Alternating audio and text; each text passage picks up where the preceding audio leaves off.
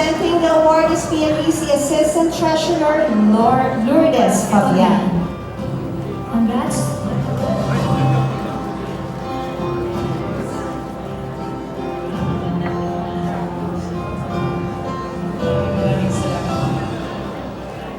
Magandang gabi po. Paumanhin na po at ako'y hindi pa nakapag-adjust sa 2 taon na 3 ng anak ko. May maliit pong supling na humahabol kanina at hindi po maaaring dalhin dito. Nais ko lamang po magpasalamat sa bumubuo ng PMPC Star Awards for movies. Nothing makes me even happier than to see all the familiar faces po tonight. And I really wanted to make it here to give honor not only for our movie, My Father, Myself, but also the people who work tirelessly behind the camera.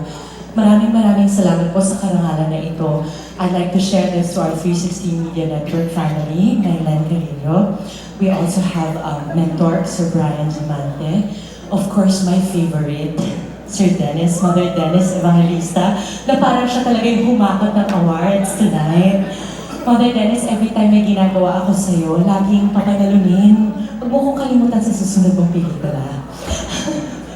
At nais ko din po magpasalamat sa aking minamahal na Director, Direk Joel Lamangan, na 12 pa lang po ako ay katrabaho ko na at hanggang ngayon po, nakaka-40 ko lang last week, ay katrabaho ko pa rin. Nais ko po magpasalamat sa Panginoong Diyos sa walang sawang pagbuhos ng mga blessings sa ating lahat, hindi lamang po sa akin. I also like to share this to my family, my husband Boyet, who has been very patient and forgiving in terms of not having me around in the house for almost 27 years.